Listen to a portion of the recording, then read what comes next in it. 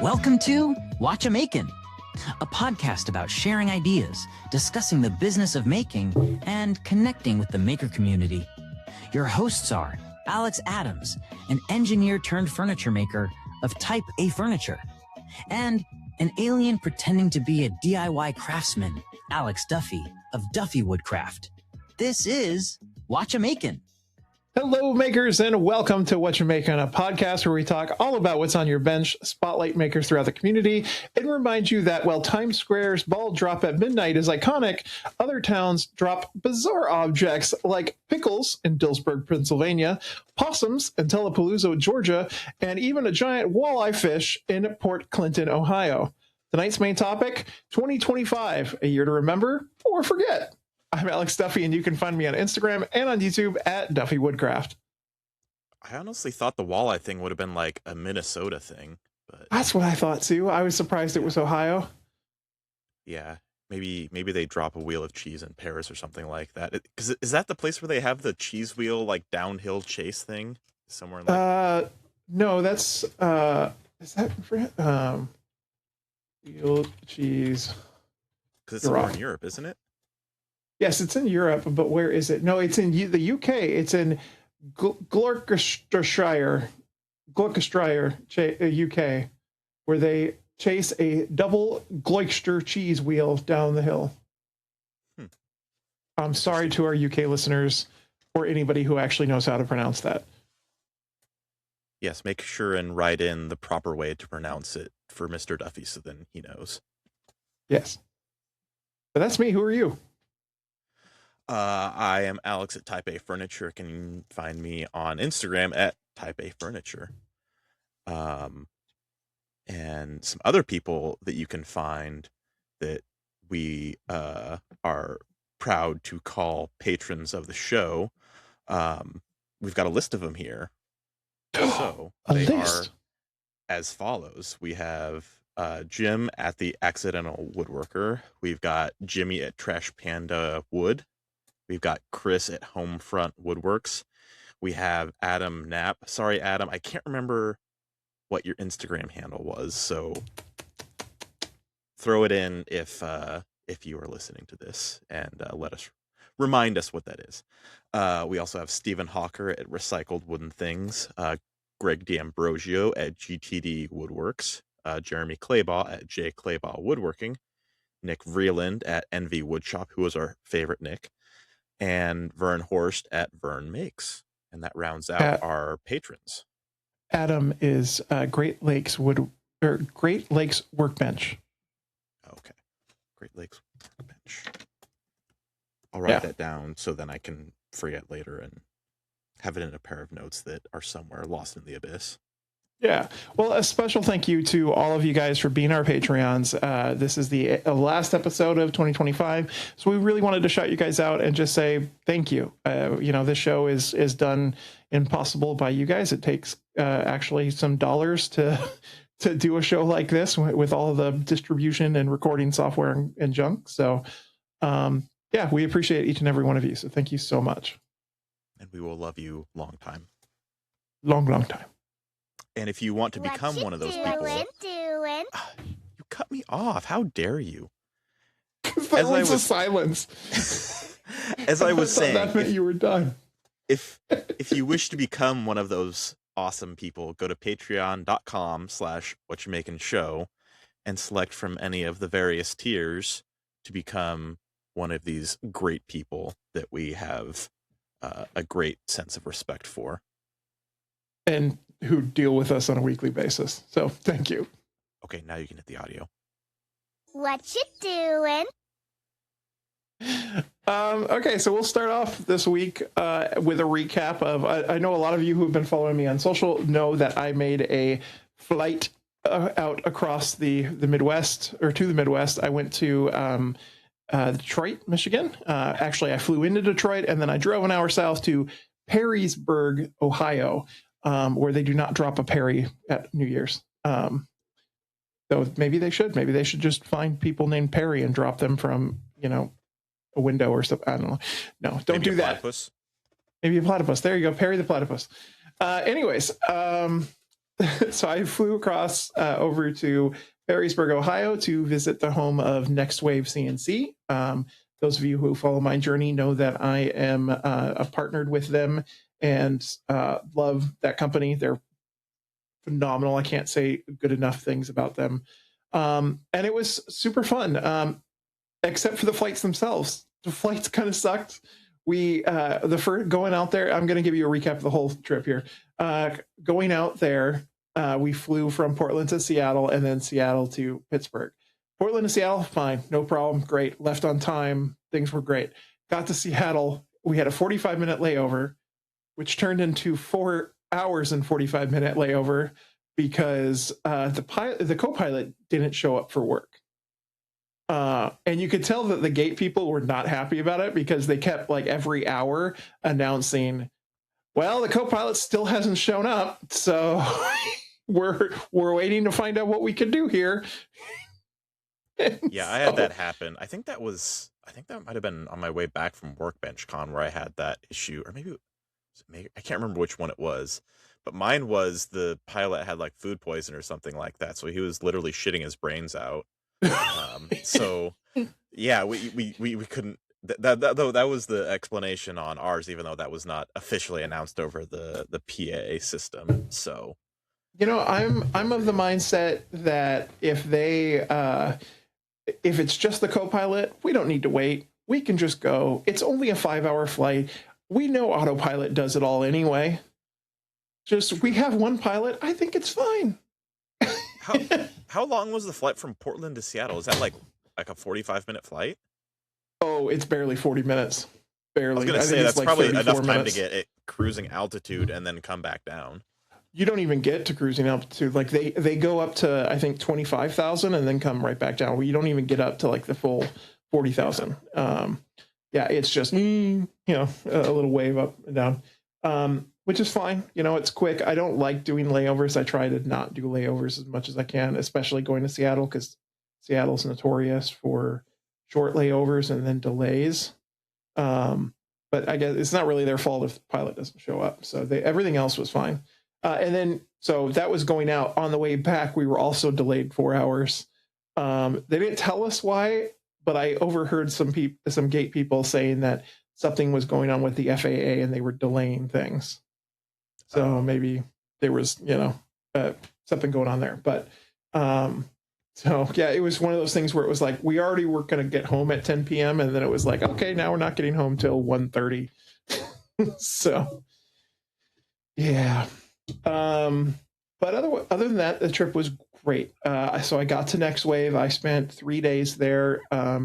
They were so accommodating. They were super fun. I got there. I saw Tim. He's the owner. Evan is their director of operations. They're the two guys I talk to a lot. I also am friends with one of the engineers, Brandon, their shipping manager, Erica. I got to meet a whole bunch of the other staff, Rick, Brendan, Andrea, Ian, and so many more. So I was just. Is there going to be a quiz of all the names of everyone you met afterwards? Yeah. Yes. Yeah. I'm going to quiz you on it. Okay. I'm going to need some notes. Like a scratch piece of paper to write all this down. No, I'm just shouting out if they happen to listen to this episode. But the funny thing is, I don't think I'm good at explaining when I film things what goes into my videos, especially because I have a background in videography. So I think they were expecting me to show up to film content with them with a cell phone. But I brought 4 studio lights, 3 cameras, microphones. My wife came along to be my PA and second camera person. And so like I brought a lot of stuff. And so we got there and they set me up in the conference room because I told them I had wanted to do interviews and we'd need a place we could regulate the sound. And Evan was like, oh, I need to go answer some emails. I'll be right back. And I'm like, take your time. It'll take me like 20 minutes to set up. He kind of looked at me like, why 20 minutes? But then he walked away, did his emails and came back and he walks into the room and I've got 2 colored lights, 2 key lights, the 3 camera setup. And he's like, oh my God, this is a studio. I'm like, yeah. So I got to tour the factory. The factory is really cool. I got to see their secret R&D section, which I'm not going to talk about other than that it's awesome, and I can't wait for you guys to see what they're working on. And I will say, dropping on the first of the year of some kind? There is an announcement dropping on the first of the year. So if you're listening to this, tomorrow is the day. You're going to hear is today the first when you're listening to this? I think it releases tomorrow. On the 30th. We drop on the 31st. So tomorrow, if you're listening to this the day it comes out, January 1st, check out Next Wave's website. They've got some awesome things coming that will be announced, and go then to my YouTube channel, because the same day that they make that announcement, my video of my factory tour and about what they're announcing and everything else is coming out. So I just finished the video and actually handed it off to them to approve it today. So it's about a 20-minute video. It's one of my longer ones, but it is going to be quite a bit of great information and things that you'll learn about the staff. So and about what's coming. And you have other people who are Next Wave content creators are part of that interview stuff that you've done, right? No, none of the other content creators were part of this. This was just me. It was just me going out there and doing interviews with the staff and filming the warehouse and everything. The staff, gotcha. Okay. For some reason, I had in my head that it was other people that were on the system. Yep. Nope. It was just me and them, and I interviewed Tim and Evan, and then Tim's the owner, Evan's the director of operations. I also interviewed all the engineers, the shipping managers, some of the customer support guys, and so there's quite a bit, and so it's a lot of cool stuff, and they're coming out with some pretty amazing things that's going to, I think, really kick a lot of other people in the gear and keep people interested in what's coming out. So, yeah, and so and then just one last thing was I never, I'm not one of those people when I go somewhere or I'm doing something for a company, I don't expect them to give me things or take me to dinner and stuff. And I was just blown away constantly by their generosity. They took us out to lunch every day. They took us out to a really great dinner that we just hung out and chatted and got to know them more, and shared a couple of very interesting drinks at one. So I ordered it was called a something punch. And I was like, okay, cool. It'll be just a nice little mixed drink in a glass that's a little fruity, because that's the kind of guy I am. It comes in a punch bowl. Oh. It doesn't say a punch bucket. Sorry, not a bowl, a bucket, with a kid's sand bucket. Okay. And it said nowhere on the menu that's what it comes in, and nor did the waitress warn me, but she shows up with a sand bucket and puts it down with a straw, and I'm like, everyone just stares at me, and I'm like, I did not know what I was getting to, and you guys didn't warn me. And they're like, we've never ordered it. I remember one time we went to a restaurant with some friends. I think it was in Kansas City, and it was like a dinosaur themed restaurant, for kids, but it was like us as adults there for fun. And I think there was some drink cups that we got ours in that we wanted to get to have a lot of fun. So live it up with your drink bucket. Yeah. It makes you definitely sound like an alcoholic, even though you definitely are not. Right. Yeah. It's definitely the one drink I had. But it was a lot of fun. They're great people. I'm even more so after this trip, so proud to be a partner with them. And so I'm excited to see what's going to be coming in the future. Did you do any karaoke? No karaoke. I'm not a karaoke guy, and I don't know if they are, but that was not on the list. We went to the bar. One of the dinners we went to was a arcade bar, and so it had all free old coin operated machines that were all free. Yeah, it was really cool. And they had some really great art. If you know the movie Boondock Saints, the picture of the two brothers with the guns, they had a big painting on the wall that was that, except it was Mario and Luigi, and they were holding the duck hunt guns. It was so cool. Nice. Yeah. That's cool. Yeah. Anyways, that's what I've been making or doing. I really haven't been in the shop. That was my big thing I've been doing over this last week, and editing and everything. But what have you been up to? A few different things. So one of them is a lot of work on that walnut dining table. So I previously I had kind of marked up a lot of the spots where I was wanting to get the boards from out of the slabs that we had for that particular project, because it came from the tree in the backyard of the neighbors. So the plan was 4-foot wide table, 8-foot long, and then 3 1-foot leaves to extend it out to 11 feet. So that's how many boards that I needed was um, for that entire span. So I had marked it out for 6-inch, 5-inch, and 4-inch wide boards, because depending on like how wide the board is, sometimes you can get an extra board out of there if you're going down to like 5 or 4 inches.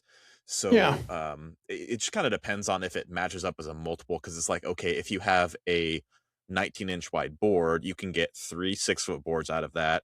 You can only get 3 5-inch boards out of that, or you can get 4 4-inch boards out of that. So what I did is I added up the total amount of width that I would get out of it, depending on the width of each of those boards, because there was a quantity of those.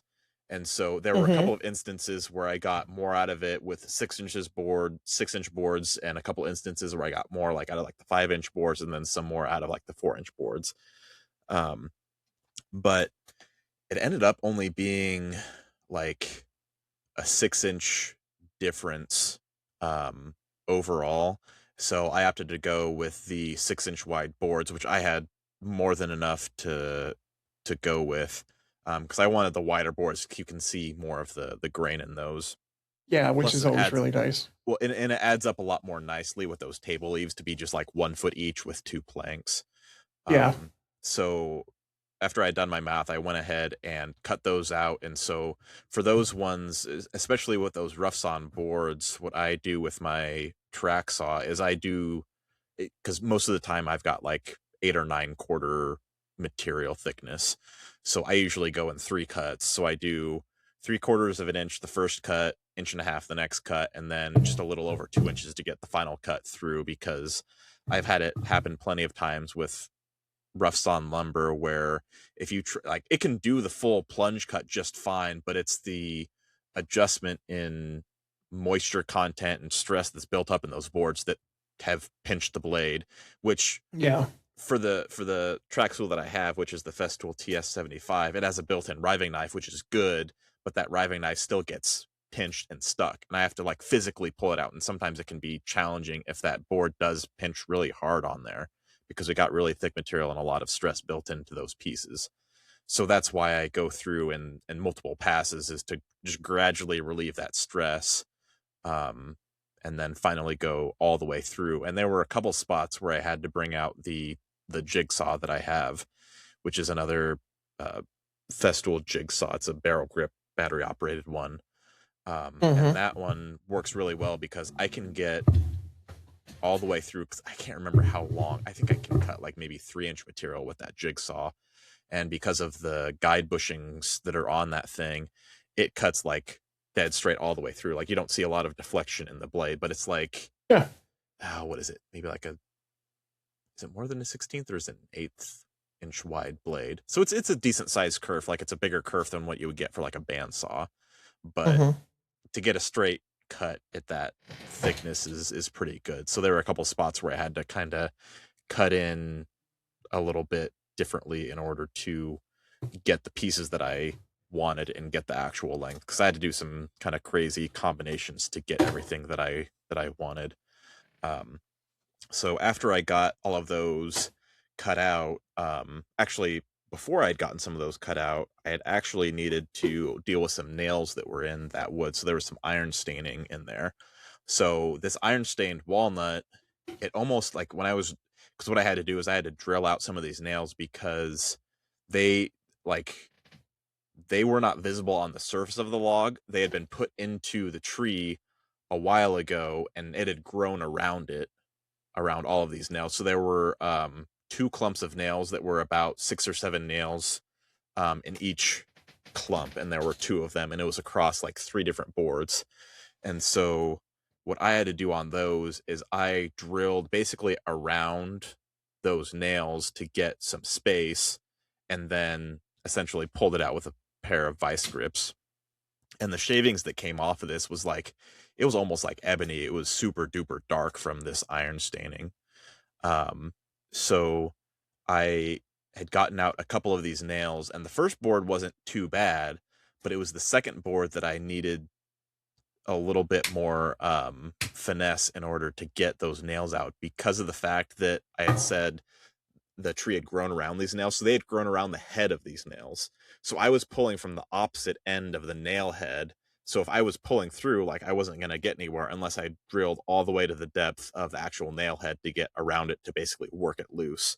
So that was a big pain. And there were even nails that, like, they had gone in and then like curved around to be basically the same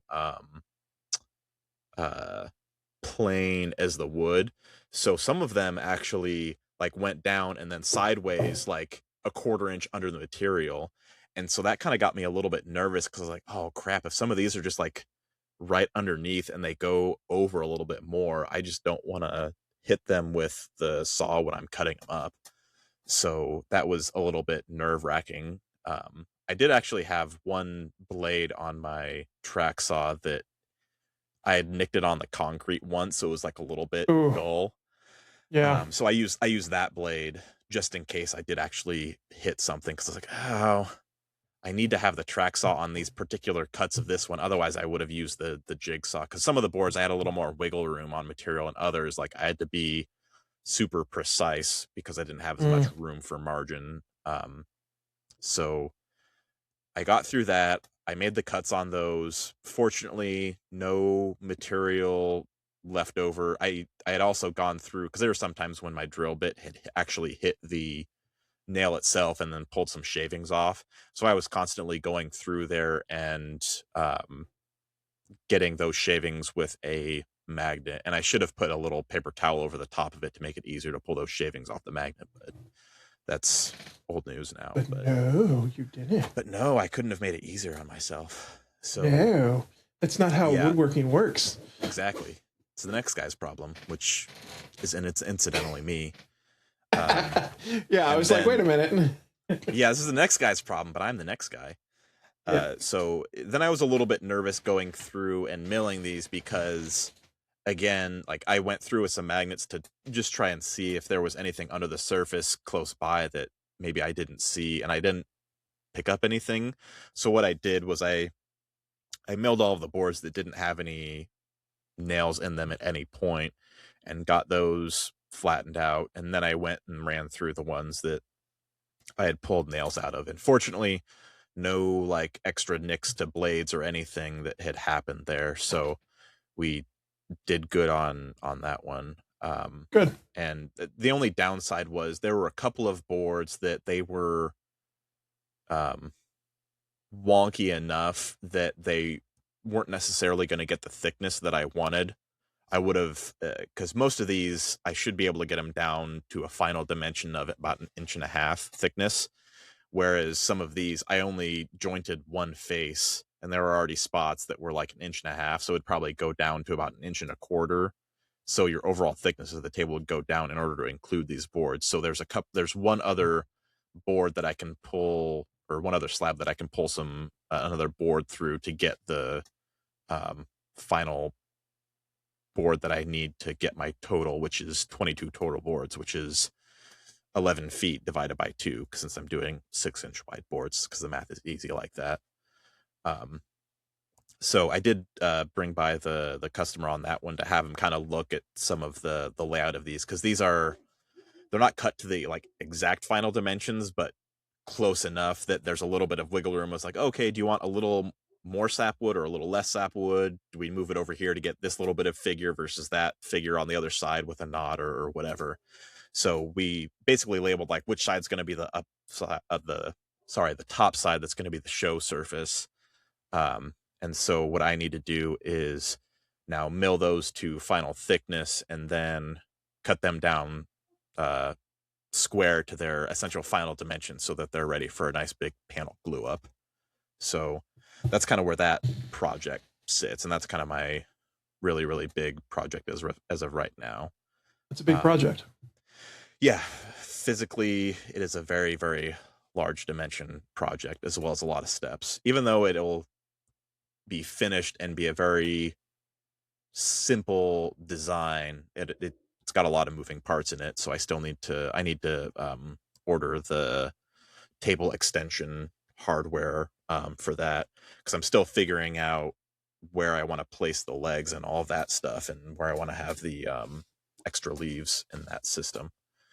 But moving on from that, I did do a lot of 3D printing for Christmas presents.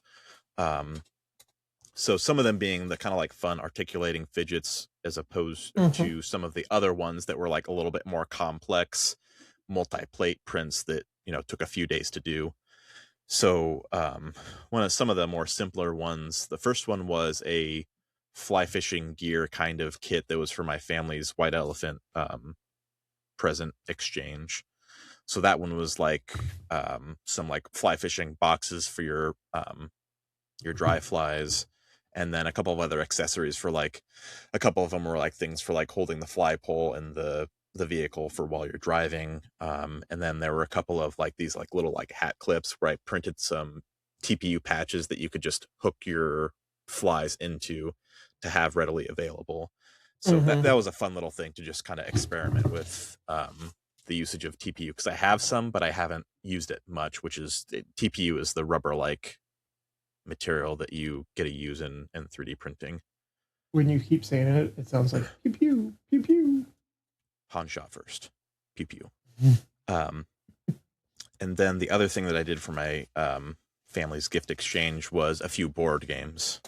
So I did one that was, did you ever play the game on, is like Windows 95 or Windows 97, where it was like the game where you had to like change the direction of a bunch of pipes, and then you remember that one? Yeah, so absolutely. So you got to organize the pipes to get like to your finished destination. So this one was a spin on that, where it's like you're competing against 4 other people to get your pipes to get to the destination. So there's like a card game. What? That's based off of the card game. That's gotcha. That started that. Yeah. So anyway, it had a bunch of tiles to it that you place. They've got the dice that you roll for how many pieces you get to place, or if you get to place like a blocker or something like that.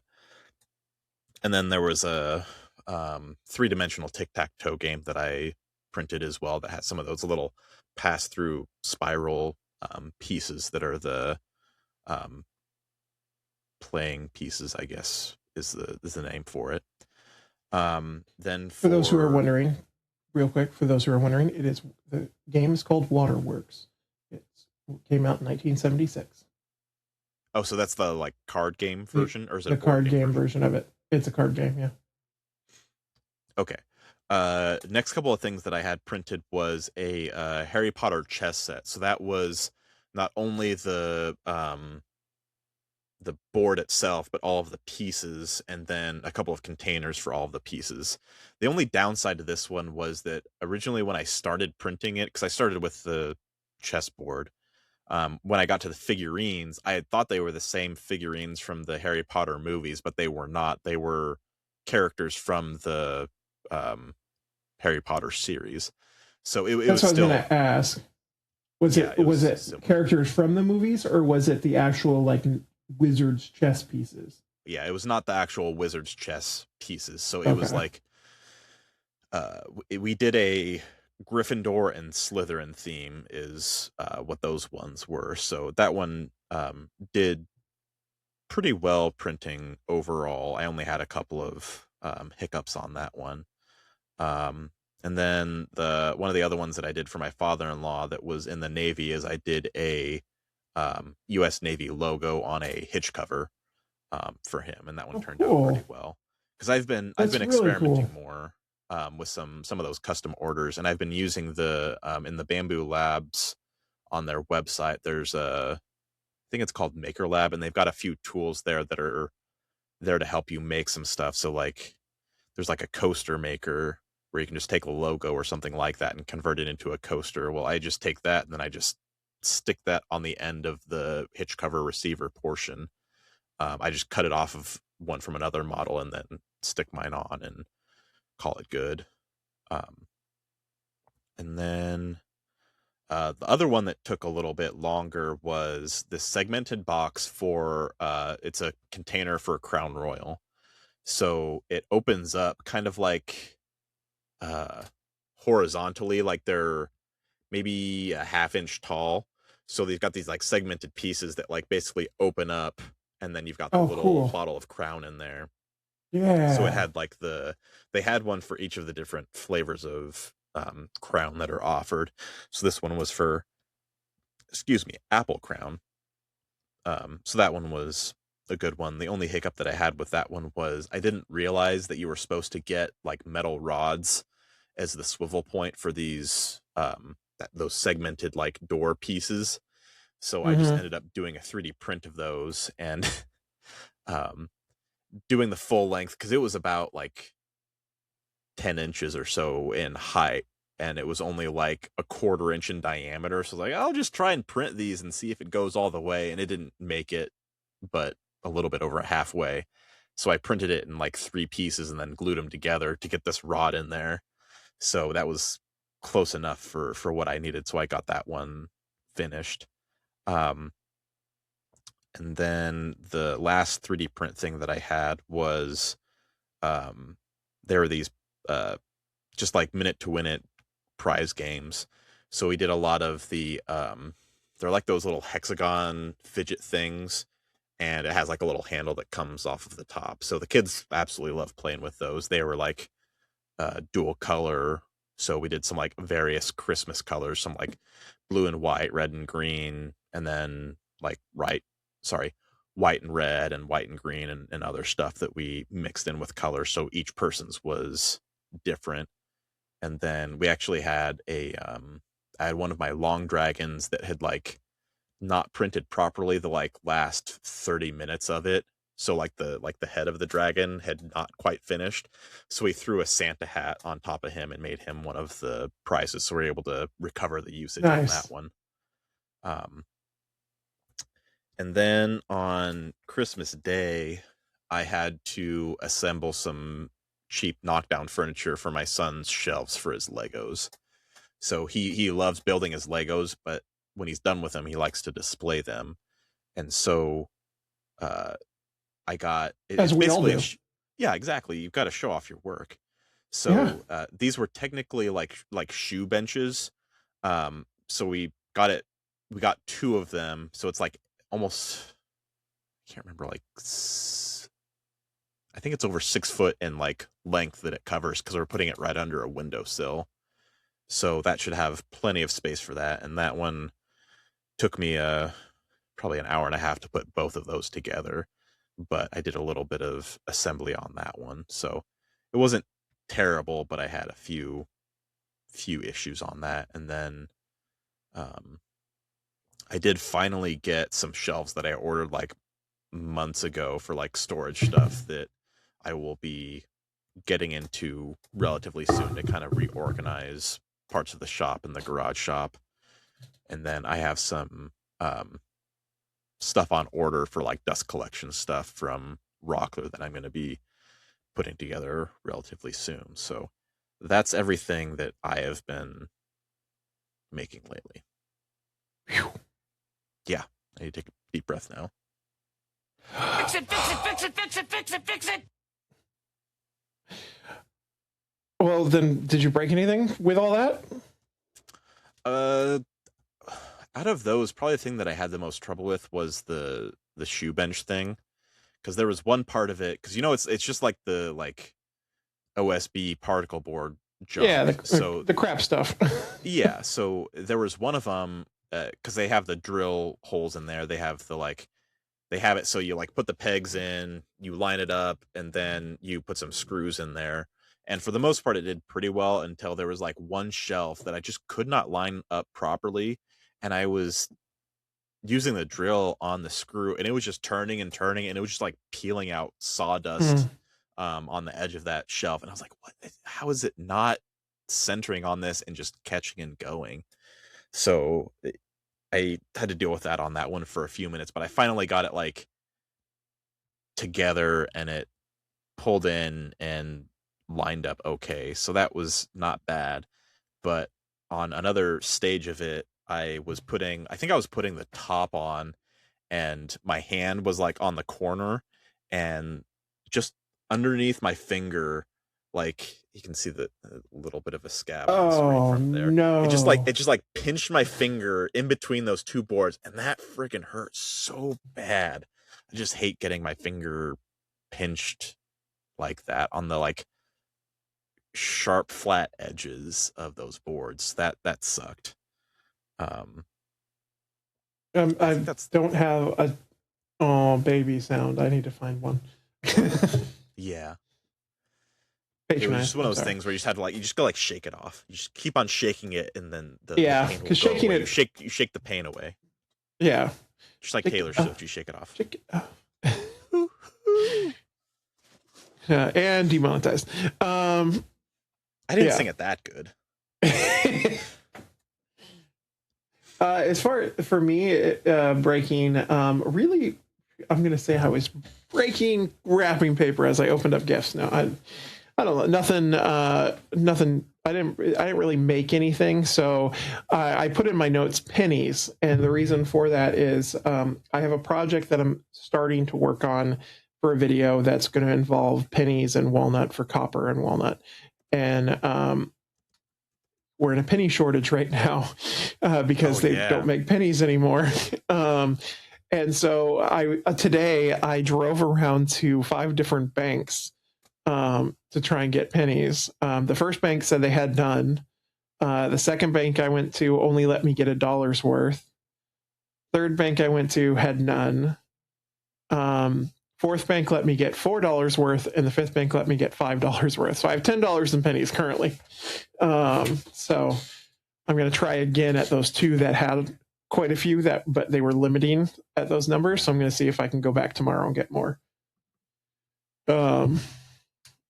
So yeah, that was just what was going on. It just kind of made me laugh. I'm like, oh yeah, penny shortage. And because that was my idea of why I'm doing this project. I'm not going to get into it too much yet because it's going to be a YouTube video, but it was, yeah, I didn't think I'd have to actually I didn't think I'd be told at 2 different banks that they just don't have pennies anymore, period. That surprised me. It's going to be tough doing penny flooring now with the epoxy over the top. Yeah, and in 50 years, all those people are going to be scraping that stuff up, trying to get to the pennies to sell them or something at this point. Yeah, you know? Yeah. I do. That's all I had. I wanted to share this special for those who are watching. You get to see this. No one else gets to, but because I'm not going to say the words. Am I actually in frame there? I can't see it. There we go. Yep. Yeah, you're lined up. I got that from my sister, and I thought it was freaking hysterical, and it's very true. So if you're watching on the YouTube video, there's your little thing of the episode that you get to see that nobody else does. Yeah. That is what I was breaking. Here comes the money. Here we go. Money talk. And switching from pennies into, selling. Perfect transition there. I did my last final custom order of the year. So I delivered that the old redwood burl clock that I had been refinishing for the customer. I delivered that the day before Christmas, day before Christmas Eve. So the 22nd. Christmas Eve. Christmas Eve, yes.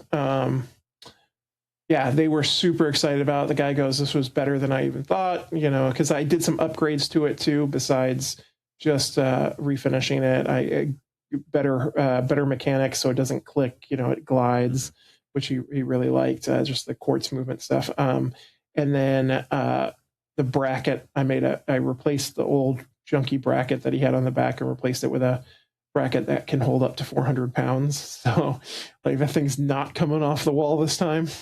Is that like one of those metal brackets that has the tube holes, or is it like a French cleat, or what kind of system was it? It's more of a French cleat system. Yeah. Okay. Because that was the problem, is it came off the wall and fell and cracked. And that's why, because he had this, basically the cheapest little brass hanger that you can put on the back of this 50-pound clock. So it was not great. Yeah, but he was really excited. And then he is an older gentleman. So, and I say older gentleman, he's in his late 80s. And so we spent about 30 minutes going around his house because he wanted to show me pretty much every piece of artwork he had in his house, and give me the story behind it. It was very sweet. He's a very sweet man. So I was very honored that he let me do this project for him. So, but yeah, that's all I've been making or selling. What about you?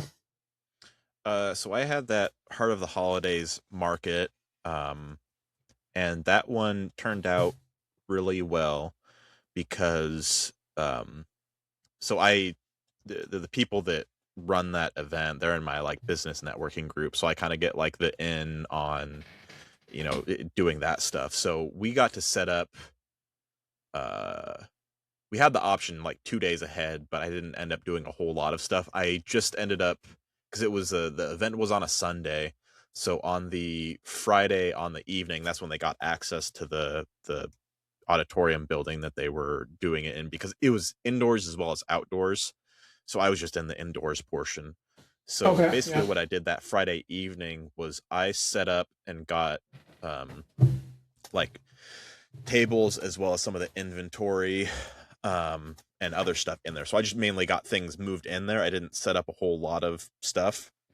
That's what Saturday mostly was for me, was set up.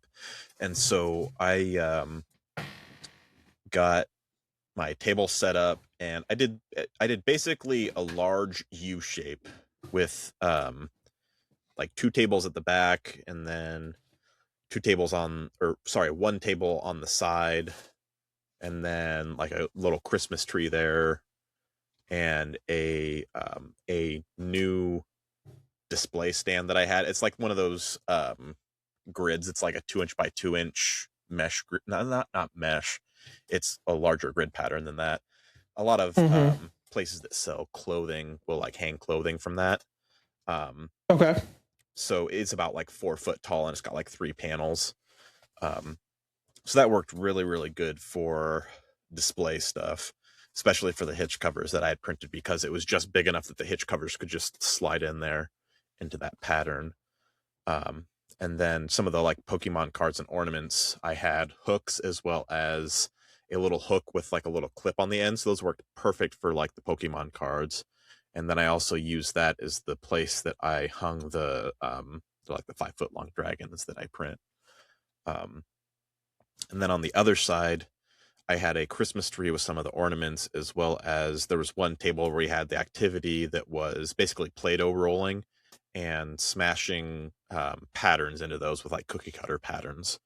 And so that was kind of like my, I don't want to call it community involvement, but just kind of like something for kids to do while they were there, to kind of like give them something to do. Because this is it's a free community event, so people don't have like an entry fee that they have to pay for admission or anything like that. There are some free events that they have, free activities to do, and then there's like vendors who sell stuff, just like myself, that were there as well, because they had like, it was like a knockoff of like Build-A-Bear that was there, and then some other like cookie places and other things. But anyway, I spent most of Saturday setting up and getting like my final 3D prints together. And then when Sunday rolled around, we did really well overall. Like in that single, it was basically a 4-hour window. That's the most that I've made at a market. So that was even better than the best day at the county fair that I had in terms of like sales. And it was also the first time that I had done accepting cards using Shopify payment. So How'd that go? That went really well. The first person that I had, there was this weird thing, because like I had gotten the payment platform set up earlier, and I was like, okay, this is good. It's got payment stuff. It's good to go. Then on the day of the event, when I log in, it gives me this prompt saying like, hey, you need to like enter your PIN password to get in. I'm like, I don't remember setting up a PIN password. So I was spending like 10 minutes trying to like figure this out. I did the transaction with the first person a little bit differently, and that didn't run through properly. So I still have to rectify that with them. I gave them the stuff, and they're like, yeah, if it doesn't go through or whatever, just charge us again later on. So, but eventually once I got it on there, it worked really well, because even though I don't really use it a lot, my website is already tied into Shopify. So I already had an account set up with them. And so like the fee structure wasn't bad by any means. Like I could split hairs over that and try and find a platform that gives me the best processing fees, but it was good enough for what I needed. And the tap to pay feature on a lot of the credit cards was super easy to use on my phone, because I remember back in the day when we first were able to accept payments on like a phone as a point of sale, you had to have the little like card reader with like the little swipe mechanism. That was kind of always a pain in the butt Right. to have that extra hardware there. So it was nice to be able to just basically tap to pay at the top of the phone, and it was good to go. I had to do a couple of manual payments for people's cards that didn't have the tap to pay feature. But for the most part, that tap to pay feature worked perfectly, and I liked that a lot. Like, it was super streamlined. So that worked really well. Did you see what your ratio between card and cash was? It was close to 50-50 on card versus cash. So basically you increased 50% sales that you wouldn't have had, right? Well, at my other events, I didn't really get a lot of requests to use a card. I only had maybe one sale that I lost out on because of a card at other events. People just either used Venmo or cash. So like it previously, it did not deter people from buying stuff. Were you advertising it though? I didn't have I had a thing on my table for like the Venmo QR code. But like when people ask specifically to use card on it. That's what I'm asking. Were you advertising that you now take cards? No, I had not advertised Okay. that. So, but it was something where people had asked, and especially at that event, because it was a little bit of a different dynamic from a lot of the other previous like farmers markets and other events, because a lot of those ones are pretty cash heavy anyway. Whereas this one, I don't think I would have completed a few sales without doing the card processing, because it was a little bit of a different type of event, and especially being like close to Christmas, people are probably putting more stuff on cards anyway. So that ended up working out well. And I would say really the winner from that event for me was the hitch covers, because not only did I get, a decent amount of them sold, but they're a higher dollar item for me that I had sold at that event. So I did not sell any of the like the super long dragons. I did print off the some of those like big dragon eggs, but I only sold one of those. But it was mostly the like the small articulating like dragons, or like toothless style dragons that I sold. That were generally, I sell those for around like $10 or $15. That I sold a decent amount of those size of items. And then the hitch cover was the only like bigger ticket item that I sold several of, because we actually had because I knew this ahead of time for this event. They have some of the it's one of those like local groups that have all of like the gear, and they dress up in Star Wars gear. So I knew that they were going to be there. So I had a few like Star Wars themed hitch covers that I sold to some of those guys when they were not going around taking pictures with kids. They actually, there was at one point they took a picture and like held up like one of my hitch covers in like one of their pictures with like one of the stormtroopers and the guy who was in the Darth Vader gear. So that was pretty cool. And I also had I had some Spaceballs stuff there. So I had like Spaceballs the outlet cover, Spaceballs the light switch, Spaceballs the ornament. So because with the upcoming Spaceballs movie, there's been a little bit more commotion on that brand. So I sold several of those as well.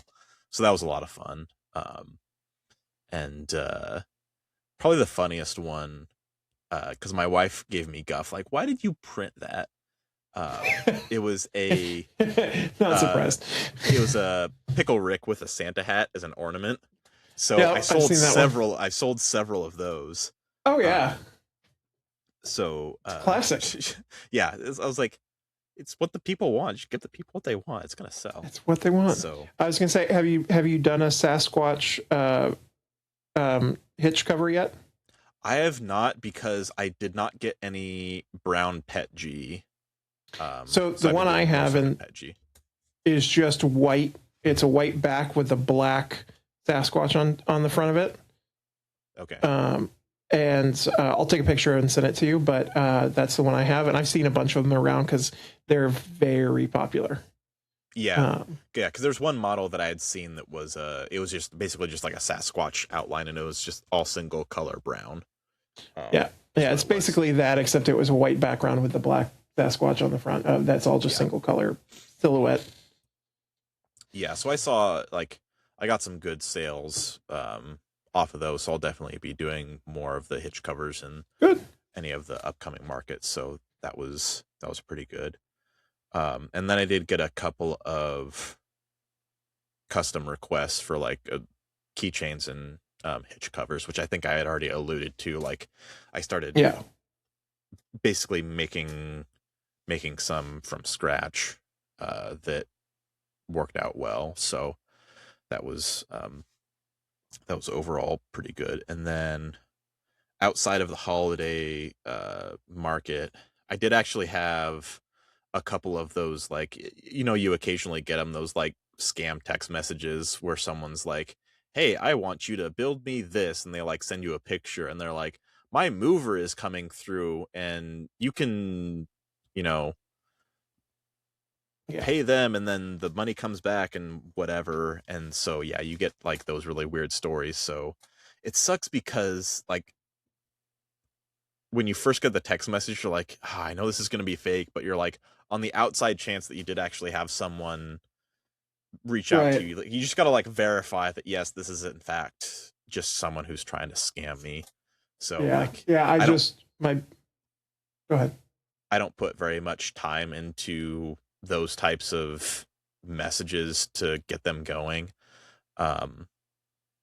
because it's like, I'm not going to spend time like full on quoting. I'm like, I just need to get enough information to basically rule them out as a scammer. And then I did actually have a Facebook message from someone that I'm pretty sure was actually a legitimate one, and they wanted a flat-backed rocking chair because they wanted to like get a mural painted on it, and they had like an artist that was going to do the mural painting. And then when I had got back to them, I was like, here's what I can do time frame wise, and this is where I am. And then like a day later, they're like, oh, I found someone closer to me that could do it faster or something like that. It's like, okay, that's fine. Yeah, like, no skin off my bones if it's faster than I can accommodate. So yeah, absolutely.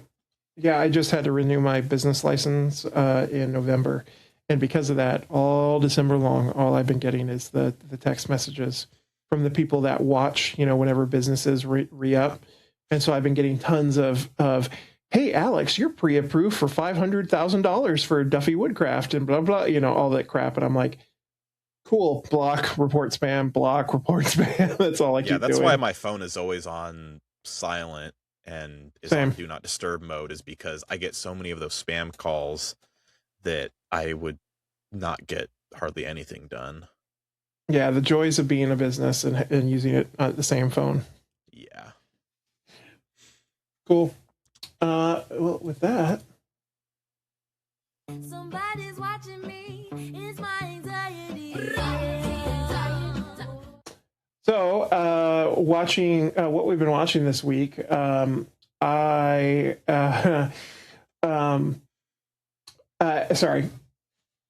and Airplanes.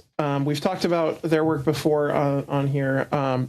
They posted a ton of stuff this last couple of weeks for Christmas, for the holidays, and man, they're all gorgeous. My favorite one though is this diamond piece. It's a mountain with a sunset, and it makes me think of Alaska, like the Alaska cruise we went on, because it's a mountains and sunset with like a fjord or of some kind of bay and stuff of water, and it's got an orca floating through it. It is incredible. It's so well done. I was very, very excited when I saw it. If money was no object, I would be buying that thing in a heartbeat. I love it so much. Cool. Yeah, that's my first one. All right, my first one is Albert. He's over at albert.a.klein. And he made a marquetry infected from The Last of Us using burl. And it is like the material selection on it, because for any of those who have watched The Last of Us or played the video game, and you've seen some of those infected who have the very like fungal growths coming from the face of that zombie, like his usage of the burl on that, just, it was very, very well done, and the burl just fit perfectly for like the texture that you needed for that particular piece. So which zombie from which video game? The Last of Us. The Last of Us. I missed that part. Sorry. I thought, yeah, okay. I was like, are we talking Fallout 4? Are we talking the Flood from Halo? Like, what are we talking about here? No, Last of Us, the fungal infected. The fungal heads, yeah. Yep. Clickers. Clickers, yeah. I call them the fungal heads. Or fungi. I call them the fungi, that's right. Because they're fun guys. Anyways, my next one, I blanked on what we're doing here. Silver Hair and Sawdust, another one we talk about, but they dropped this really gorgeous maple and walnut board that it says they've been working on for a year, and it is marquetry inlays of maple leaves with tons of different wood, and so the leaves themselves are marquetry and with a whole bunch of different patterns and lace. And there's, I think, if I remember, 6 leaves that are falling down the board. Very, very pretty. Take a look if you go on Instagram, Silver Hair and Sawdust. Go take a look. All right. Next one that I have is from Bumbleshoots. So the most recent trending reel format has been the John Hamm dancing in the club. Oh yeah, I even did one. So he did a really, really good one. It was just one of those things where it was like, oh, like the smell of Bumbleshoots when you open the finished can or something like that. And the fact that in his transition over, like he flooded it with the same type of lighting and color lighting into it just to make the seamless transition. I was like, bravo, very, very well done. So well done. Good job, Bumbleshoots. My next one is I'm not going to try. It's SISU, Suzu, maybe. Wood Creations posted some really beautiful hand carved spoons that they made for holiday gifts. Very simple, but awesome. I know we like to shout out, especially a lot of like intricate things, and I really wanted to shout this out because I'm like, they were completely gorgeous. They're very simple. They were just well done. I'm sure whoever got them as gifts were really excited because they looked awesome. Cool. Next one that I have is Steph over at Uncommon Outpost.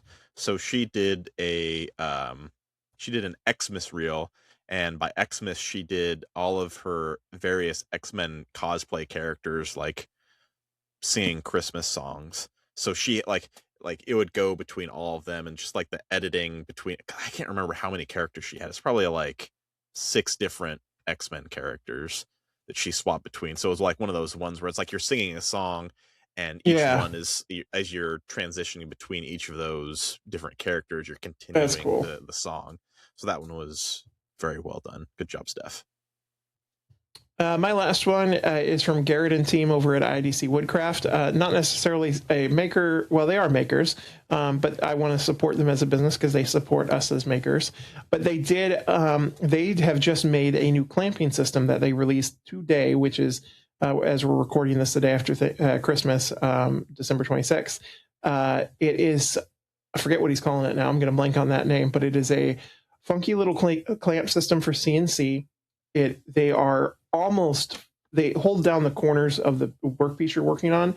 They're almost flush with the workpiece. And that is the thing I'm most excited about. As somebody who uses CNC a lot, and those who do, you'll know that when you have clamps, the biggest pain point is when you run into the clamp, or you don't get enough clearance and your bit hits it. Or in my case, I like to go right up to the edge of the workpiece, and my dust boot will rub up against the top of the clamp, like screw knob, and then that messes up your whole 0Z and everything. And so I really wanted to shout that out. I can't wait to try them. I'm going to do a shameless plug. Use code Duffy for 10% off, DUFFEY. But so get a little discount for it. But I can't wait to try them. I got mine ordered. They announced them today at noon, and I ordered right away. So I'm excited. Is this a T-track clamp? It's a T-track clamp. Yep. Oh, okay, gotcha. Okay, my last one is for Yessie at Knock on Wood FL. So she has been doing the like 25 days of Christmas with Gumby, who is her shop mate, the little Gumby, little green guy. I've been following along and love every single one. Yep, and she has just a great conclusion to that series on the 25th that she released on Christmas Day. So I'm not going to spoil it, but make sure and go through, because I think she's pinned that story series on her profile, so you can go through there and watch the entire series of all of the happenings that Gumby got into. Perfect. Do you need to take a quick break? I'm good. Okay, then we'll keep on moving along. It's literally almost 2026, so stop with that commenting. Stop commenting 6-7. I know you're gonna comment 6-7. Why don't you stop? I cut it, so it was so good. I like that one. Yeah, anyways, that kid is hysterical. Yeah, so this our main topic today is a year in review, the best worst projects, best worst tool acquisitions, best worst markets, best next year's goals and ambitions, whatever. It's a combination of everything. The good, the bad, and the ugly, right? The good, the bad, and ugly. Things we want to remember, things we want to forget about 2025. So I just have a list of my bests and worsts and then my goals. Alex has done it a little bit differently, but I still think we should go kind of back and forth maybe on some things. So I'm going to start with I'm going to say two of my best. I'm going to say a best and a worst. So best, as I talked about earlier, my Next Wave video is coming out. I think it's the best video I've made all year. I'm super excited about it. Technically, it's going to come out on the 1st, so it'll be in 2026, but I filmed it this year, and it's been something I've been working towards all year. So I'm super excited about it. I can't wait for you guys to see it. And then worst, around this time last year, I started a project of making a playable wooden NES cartridge that you could plug into an NES and play. Man, that has become like my Moby Dick. I am chasing it. I keep working on it. There are so many little things that go wrong with it, and it fails. And it's been it's been basically a year now. I'm hoping I will have it done in the next couple of months and have a video for it. But it's just been a pain in my tuchus, and I don't like it. That's what I got first. Okay. I would say, so I kind of had a couple different ways of setting mine up. So I would say the project that I had the most fun designing was one of the side tables that I had made out of wood that I had cut and milled for a customer. And it was the one where I had a live edge on one side with the sapwood, and then it had a shelf on the bottom that also had sapwood on there. So it was just the fun of design of that one, and it was a little bit of an open-ended project where they gave me a little bit of creative freedom on it that I was the most had the most fun, probably was the most proud of, just because I really loved how it came together, and it was the look that I wanted to make, and it came to fruition. So that was probably my most fun one. And then for a project that was probably the most what's the best way, outside of my comfort zone of how I normally do things, was in January of this year where I went to Mark's Wood Whisperer shop and made bar stools. And so it was a completely different way of seeing how someone else did things and following through and doing it in steps of how they had set it up, and not necessarily how I did stuff. So that was probably the best learning experience that I had, because I got to try a whole bunch of different things of oh yeah, this is really good, or you know what, I don't like doing this. I like the way that I'm doing this particular process or step, the way that I normally do it. So it was probably the best experience in terms of exploration and trying new things. And then best tool acquisition that I think that I made during that time frame was the second and third 3D printers that we had acquired, because we what? Weren't we going back and forth? Well, you did a few of your like best things. I did so I did two. A few. You did 2. Well, this is 3. And you did too. So it's fine. It's fine. We'll finish with this one, then I'll hand it back to you. So yeah, for me, it was the 3D printers, because this year was very 3D printing heavy for me, not only for the markets, but just for like churning out a bunch of items that were 3D printed. So I would say, especially because it's something that can run without constant supervision all of the time. So it was a big addition to my ability to, make things simultaneously. All right, now you can go. So for me, a couple of other highlights. I would definitely say traveling, and I'm just going to put all of it in one bucket here. So I got to go to Workbench Con this year. Again, I went to AWSF, where I was lucky enough to be hired to teach 2 CNC classes, and I made all the gifts for the presenters. I was hired to do that as well. And I got to go to the first creator marketing section of the Texas Woodworking Festival in August as well. And so I did a lot more travel than I expected. Normally I do 1 a year, and I got to do 3 trips this year. And so that was really exciting. And I'm excited that I got to do well. And I guess then I also did Next Wave as well. So that's 4 trips this year. Probably next year it's only going to be 1, so we'll go back down. But I'm was really excited to get to see everybody and spend time. That was definitely a big highlight for me. And it was the first time we met in person at Workbench Con. It was the first time we met in person. Do you remember the first time you ever saw me? It wasn't the tracksuit. No, I think it wasn't it. I thought it was. Was it the tracksuit? That was the last time I think I saw you. No, yeah. So I'll set the stage for everyone. So we're at Workbench Con, which is in a giant hotel like conference area with all the rooms. And so Mr. Duffy is like, he's sitting on like the bench area that's kind of like by the bathrooms. And so I kind of like, is that the first time? I think so. Okay, then that was the first time. Okay. Yeah. So I had donned my tracksuit that day. And so I came around a corner full speed running towards Mr. Duffy, and just the sheer terror on his face of like tackle hugged me. Exactly. He just gave him a big old hug, and it was, I'm sure he had a lot of feelings that he was trying to figure out in that moment. I was in the zone of, I was editing a reel for Next Wave that I had just filmed, and all of a sudden I look up, and as I look up, I see, why is there a half-naked tracksuit person here? And then, why are they running? Oh my God, it's Alex. Oh my God, he's running at me. So it was fun. Yeah. And then lastly, for this round, it was also, I was lucky enough to get asked to teach at the Vetric User Group, which was an online class, and did a video for them. And then most recently did another video for them for their 3D tool, which is now my most popular YouTube video. So it's been really cool working with them. And so that's just another highlight of the year for me. Cool. Alex. All right. So this next one that I had, we're just basically creating our own categories at this point. So this one was like my most like daunting project was the 27 church pews that I had refinished.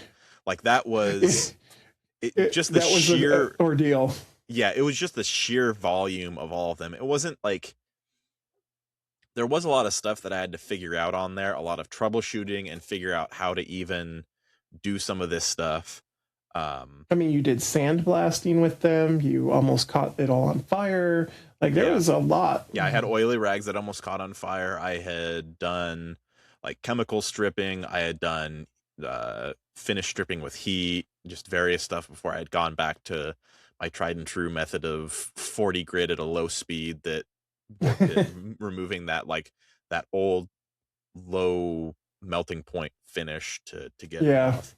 And then refinishing that with oil and then throwing on that shiny coat on top of a top coat that was carbon method on top. So yeah, that was my most challenging project out of all of them. And then the next kind of category that I had stuff in was like best market that I had done. And right now, honestly, because I didn't have a lot of markets, I'm torn between the county fair one and the one that I just had this weekend, the Heart of the Holidays market, because the county fair one was like the most sales that I had gotten at an event, and then the Heart of the Holidays one was like, it was like the most sales in a single day. So that's why I'm kind of like torn between those two. Plus, it was the one that like the most amount of items in terms of variety that I had was at that holiday market. So I'm kind of torn between those two as the best. So I just gonna pick both. If you keep, as long as you keep growing, and like that's important about it, is you keep hitting that goal and surpassing it again, you know. My next ones are about some products. So first of all, I love making my little light up UFOs. They got way better this year. That this was my second year making them, and I completely redesigned them from the ground up. I use a actual electrical plug now in them, some brighter LEDs, some better wiring strips, and I made a repeatable way of making the UFO versus having to use the lathe to make them one at a time and take a day to make each one. So it became way better. And I think the quality got way better because it allowed me to focus on some of the small details, like adding trees and adding a little Sasquatch cave and doing some of the really fun, minute details that people really get, that add that wow factor. So I was really excited about those. And then the other product that, and this I think was the most touching and one of my out of my comfort zone, was I was asked to make 4 urn boxes this year, and I had never made an urn before, let alone they wanted it in boxes, so I wasn't turning an urn. But knowing that there's a level of pressure there of somebody, this is going to be, you know, it's a forever thing. It's something that these people wanted forever to immortalize their loved one and hand down to the kids. And so there was definitely some trust there that I was honestly very honored to have been given, and it caused a lot of stress, but definitely. I was very thankful that they reached out and that they then loved it and sent me photos. Oh, and speaking of the UFOs and photos, I did also get a photo on Christmas Day from a customer that bought one back in June to hide all year for her husband, that she wanted to, she had ordered a custom one while he was out of town. And so she sent me a photo of it on New Year's Day with him plugging it in. And so that was super sweet. I love when customers send, you know, where they put the piece photos. So yeah, I had gotten one, I can't remember if it was Christmas Eve or Christmas Day that I got, where it was like a serving tray, where they just had like their entire like holiday spread, and they're like, it's getting good use. And I was like, awesome. I'm glad that it's getting used for the intention and not just being a display piece. So yeah, I had a bar just tagged me a couple of days ago that they had bought 4 of my whiskey smokers, and they're using it in their bar as their main whiskey smoker. And I was like, oh, that's so cool. So I need to go buy and order a smoked drink now. Yeah, so that's my next. Well, and then I'll just finish out my my worst, which was all kind of in one, which was these were, I consider, disappointing sales items, things that I thought were going to do really, really well, and I made a lot of them, and they didn't sell well.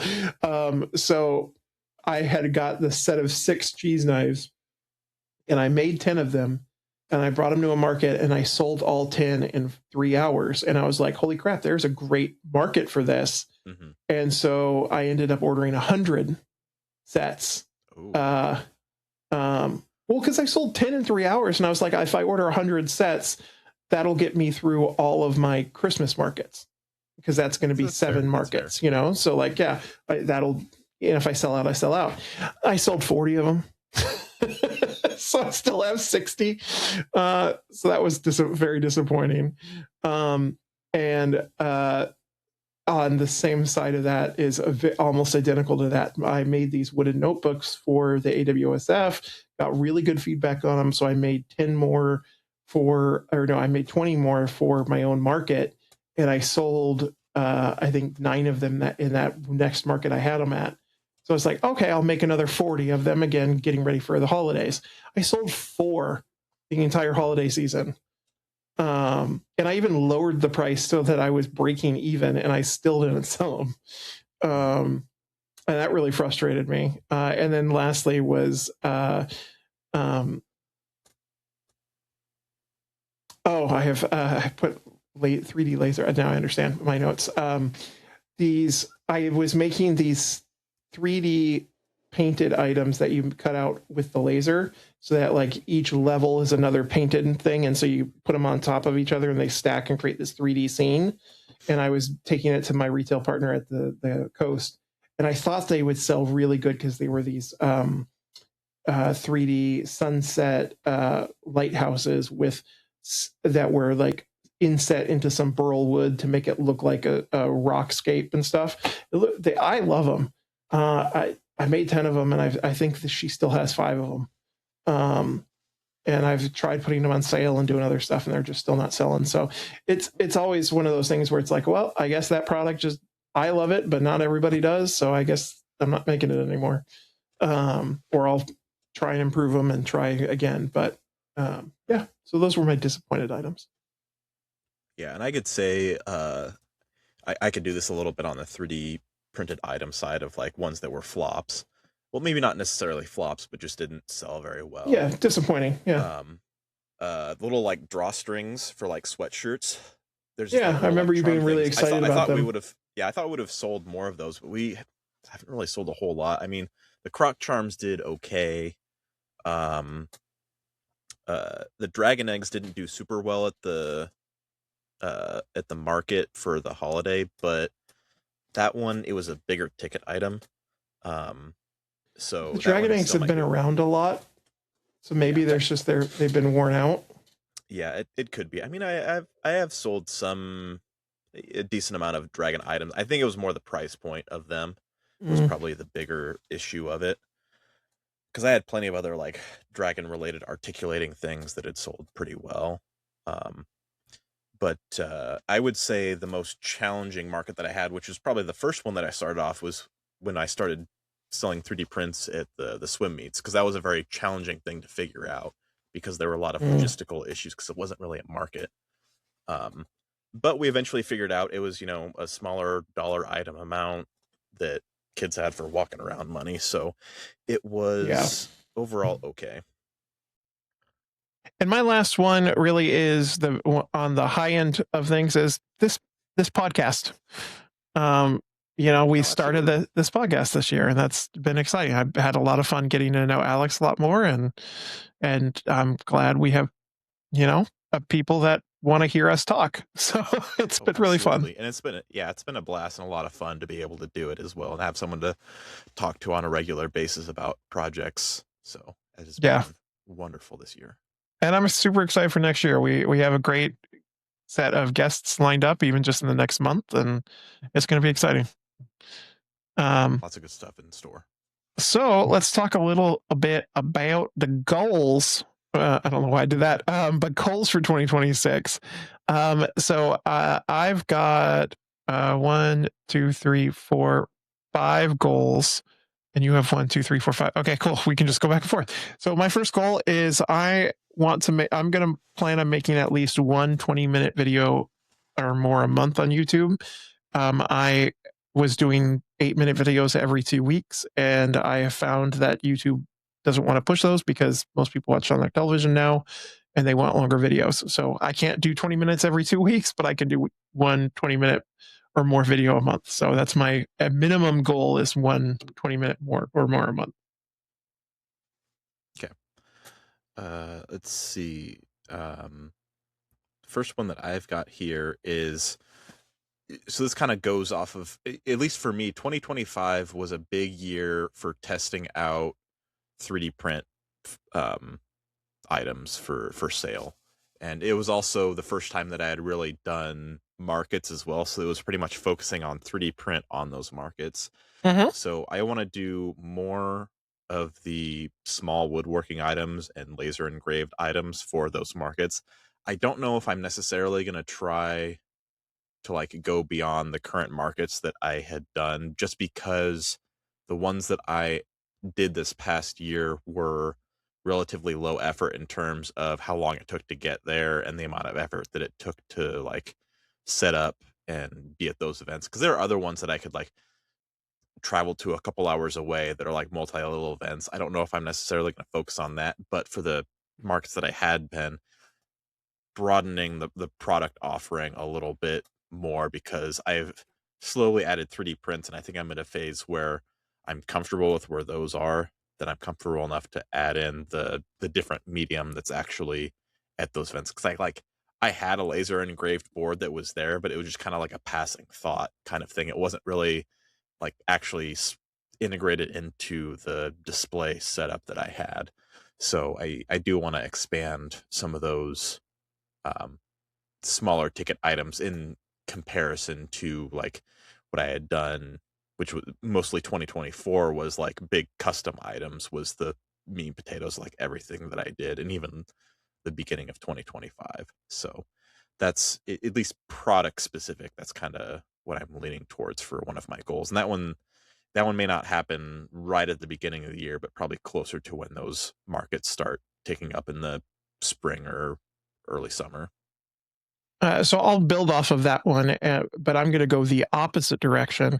Is I want to build some larger items. So I've, for the longest, as many people know, I'm a game board guy and lots of small kitchen items and stuff like that. And so I really this year want to expand some of my furniture building.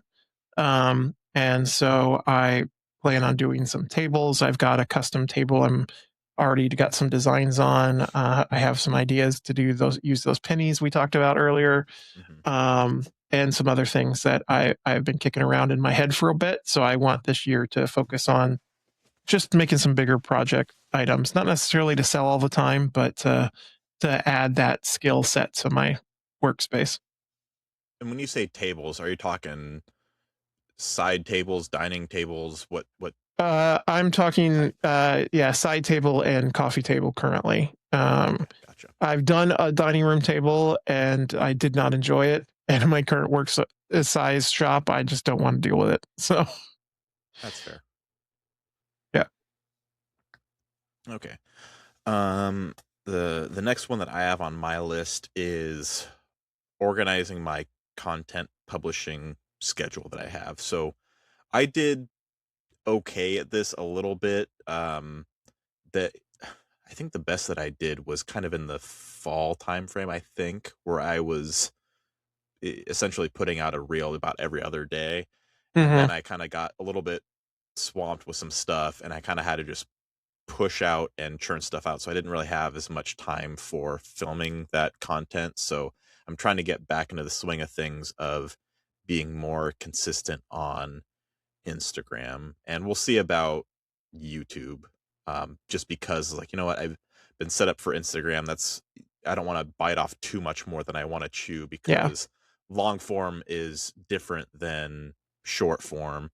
Not only in what you're filming, but even like the aspect ratio and how you present it. Like, it's a completely different audience. And so Yes, it is. I think focusing on that Instagram growth for me is at least where I want to be for this upcoming year. So and a lot of that comes down to refining that process of editing so that it gets churned out, because I really haven't posted a whole lot of stuff about the church pews. Not only because as I was doing it, they didn't want me to have any public posts about it, because they were going to have their opening.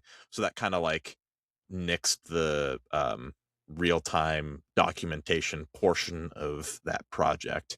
So I've been sitting on a backlog of all of that content. And I think part of it too was that I did recording both in portrait as well as landscape mode. So there's just a lot of video there to go through because it was such a long project that was multi-months.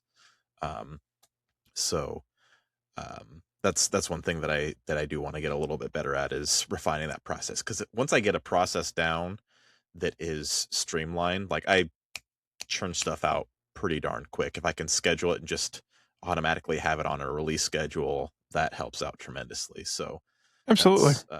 yeah, in terms of content creation, that's kind of my overarching goal. It's not like super detailed, but I know the specific things that I need to do in order to make it effective. This one's quick. I want to go to Maker Camp this year. I've never been. That's my one trip that I'm planning so far in 2026 that I'm saving up for. The rest will happen if I can, but I'm guaranteeing I'm going to go to Maker Camp this year. All right. Yeah, that'll be, because that would be the first time that you've gone there, correct? Correct. I have yet to go. I've done a bunch of, Workbench and all the other stuff, but I've yet to do Maker Camp, and I need to at this point.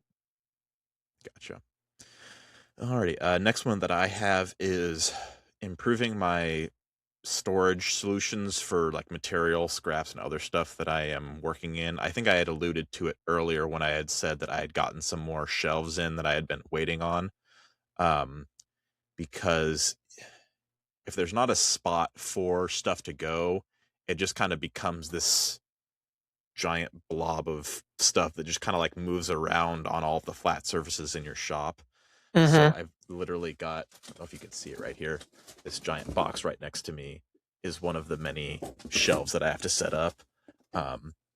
So my intention with that is to get all of the crap that I either like set on the ground or on just random flat surfaces to have its own place, because that helps me, one, know where stuff actually is so I don't buy duplicates of various items, and two, just being able to find where stuff actually is, because then it's just like, yep, this is where this is, boop boop, I'm done with it, it goes back in its spot. And I've lost that a little bit because as I've acquired some smaller tools, or I've been doing stuff that I hadn't done before, it hasn't found its way into like the workflow that I have for those. So getting more organized is definitely something that, it's not sexy, but it's a very, very practical thing.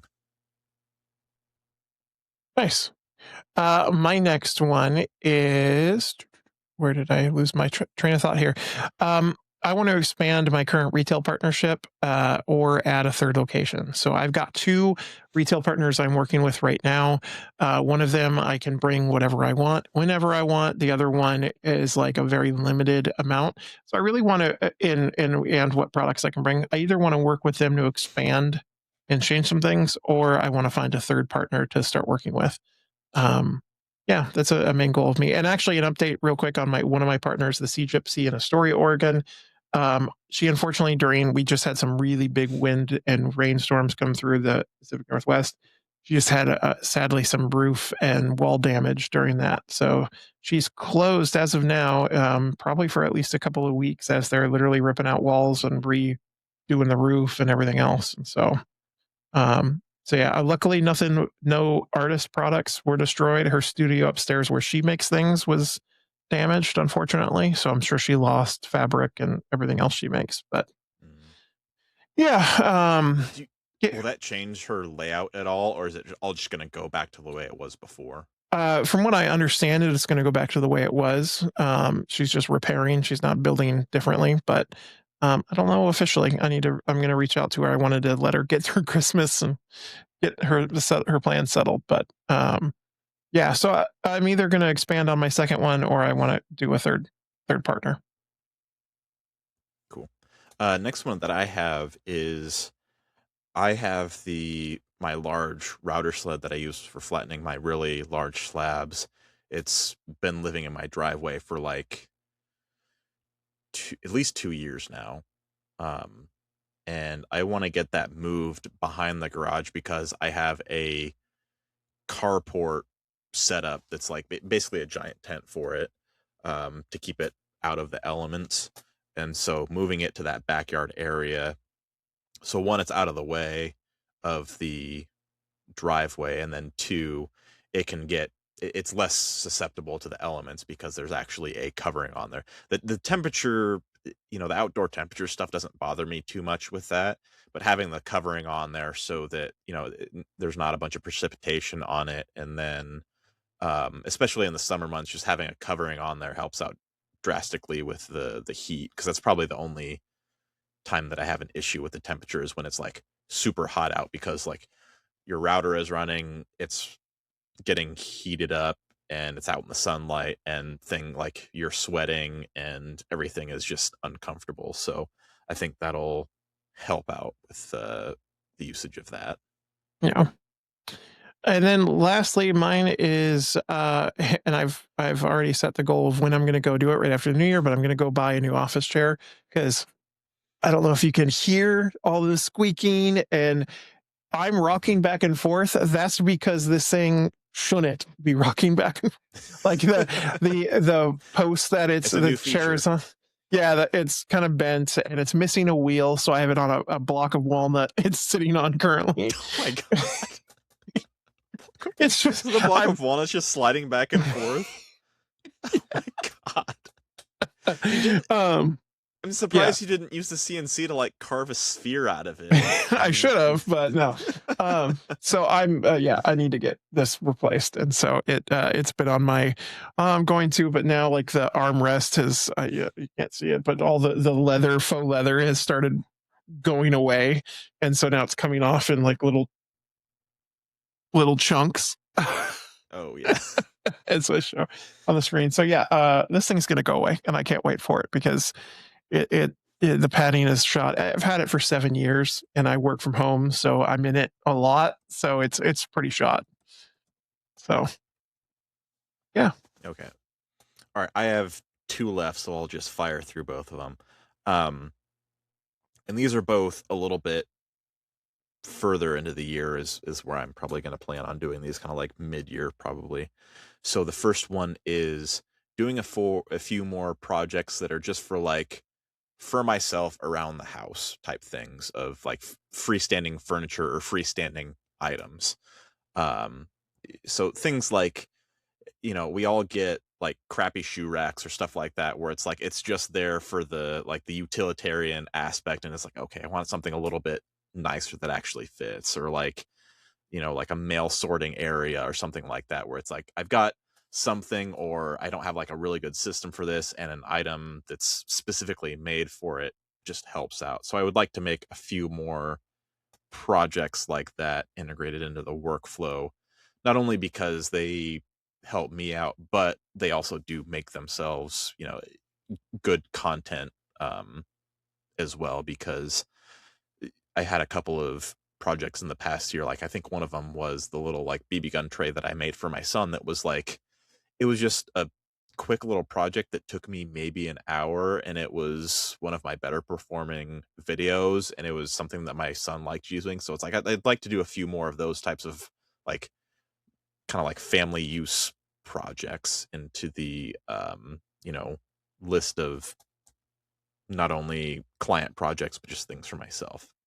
Mm-hmm. And then on the flip side of this, I'd also like to do some kind of exploratory projects that are more about trying something new, and I may not necessarily have a place for it myself, and so it would most likely go and get raffled for charity for someone else to have. So it's not something that's a customer in mind. It's just a project of, hey, I want to build this, and then raffle it off for charity so it can find a home, instead of just sitting in storage somewhere, because I just wanted to make it. I didn't necessarily have a spot for it. Yeah. So that is the last one that I have. Good news, everyone. So maker news, we don't have anything current, but since we're headed into the new year, I wanted to get some things on people's radars.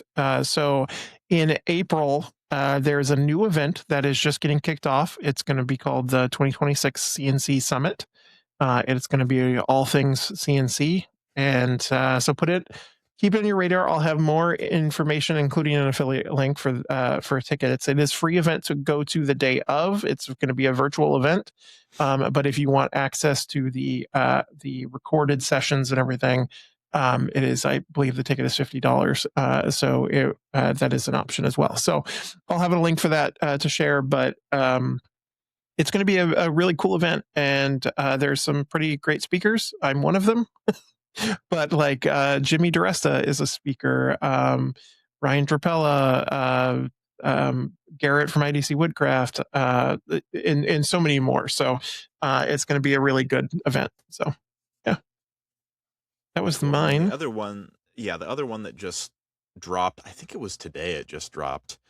So Alabama Papa Chad. He is doing a spring event that's supposed to be the weekend of March 21st and 22nd. And of course, I remember that day distinctly because the 21st is my birthday.